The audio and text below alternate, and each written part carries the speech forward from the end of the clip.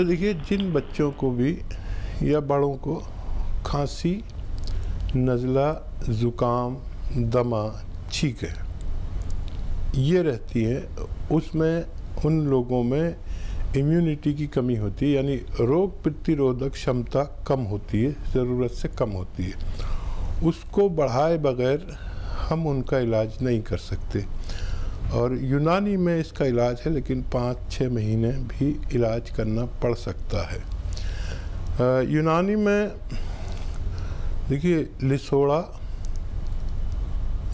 आप लिख लीजिए, लिसोड़ा, उन्नाब, लिसोड़ा और उन्नाब, ऐसे 100-100 ग्राम ले लीजिए। और अलसी, लिसोड़ा, उन्नाब, अलसी, तीनों चीज़ों को 100-100 ग्राम लें, पाउडर बना लें। और इसमें 10 ग्राम पीपलें, जो आपके किचन में लंबी लंबी होती हैं, 1-2 इंच की पीपलें कहलाती हैं, इसमें ये भी मिक्स कर लें। और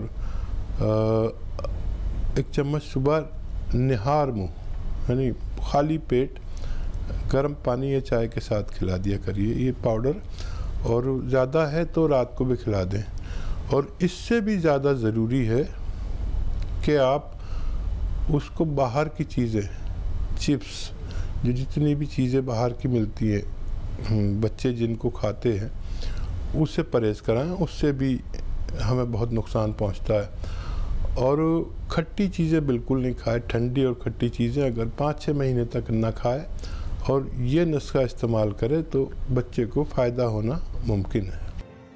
ऐसे ही हकीम साहब के तजर्बे का फ़ायदा उठाने के लिए हमारे चैनल हकीम सुलेमान खान को सब्सक्राइब करें और बेल बटन को दबाना ना भूलें, ताकि हकीम साहब के घरेलू नुस्खों से ज़्यादा आप फ़ायदा उठा सकें।